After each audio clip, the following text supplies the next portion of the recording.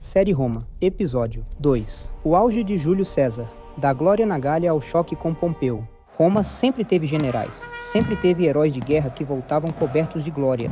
Mas César era diferente. Quando ele pisava em Roma, não era só o som das trombetas militares que ecoava, era o povo inteiro correndo para ver o homem que sozinho tinha transformado a distante e selvagem Gália em território romano. A multidão gritava seu nome, moedas com seu rosto começavam a circular, e até os senadores que o odiavam precisavam engolir seco. César era a estrela da república, um general amado pelo povo, temido pelos ricos, e cada vez mais visto como alguém acima das regras do jogo político. Ele não apenas vencia guerras, ele encantava corações. Os soldados o seguiam cegamente, porque César sabia o nome de cada um, dividia as marchas e as dificuldades, e principalmente sabia dar recompensas. Para eles, lutar por César não era lutar por Roma, era lutar por um líder que parecia quase divino. A campanha da Gália foi a obra-prima de César. Naquelas terras distantes, onde os romanos só enxergavam selvageria e risco, ele viu destino. As tribos se uniam em desespero, mas César avançava, como se a vitória fosse inevitável. E a cada conquista, não escrevia apenas história, escrevia propaganda. De suas tendas partiam relatos ao Senado, não relatórios comuns, mas epopeias, textos que incendiavam Roma, lidos não só por políticos, mas pelo próprio povo. E em cada linha, César deixava de ser apenas um general para se tornar um mito. E então veio o auge. Alésia, Vercingetorix, reuniu milhares de gauleses para a resistência final.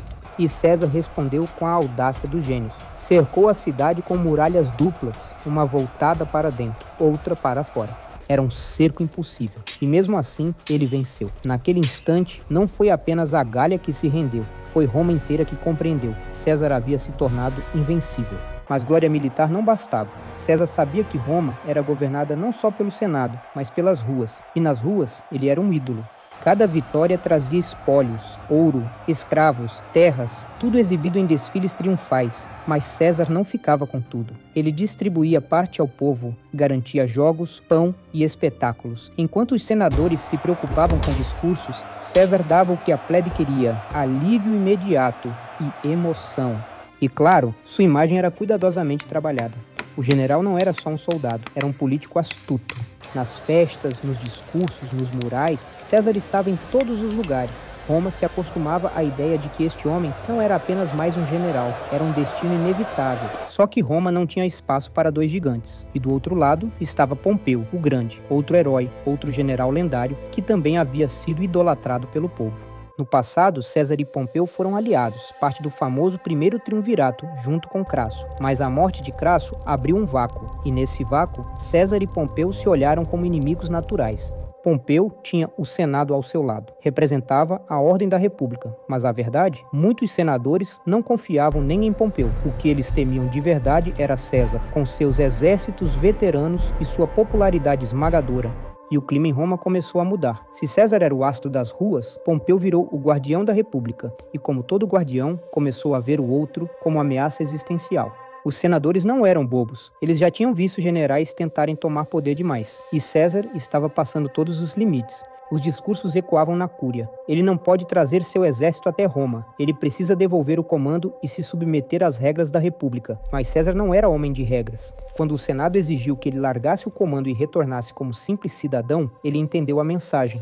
Não era sobre a lei, era sobre medo. Medo de que ele se tornasse o que no fundo já era, um rei disfarçado. Foi nesse momento que a frase ficou clara. A República queria limites. César só enxergava fronteiras a serem atravessadas. Enquanto o Senado se agachava sob as pressões de Pompeu e seus aliados, César refletia em seu acampamento. Voltar a Roma sozinho, sem legiões, seria sua morte política e talvez física. Mas marchar com suas tropas seria desafiar diretamente a República. Era a escolha que mudaria tudo. Os soldados olhavam para ele, aguardando a ordem. Não precisavam de discursos longos, sabiam que seguiriam seu general até o fim. Em 49 a.C., César atravessou o Rubicão, apenas com a Legio 13 Gemina, formada por cerca de 5 a 6 mil homens. O pequeno rio marcava a fronteira da Itália e, ao cruzá-lo, ele pronunciou as palavras que entrariam para a eternidade. Alea iacta est. A sorte está lançada.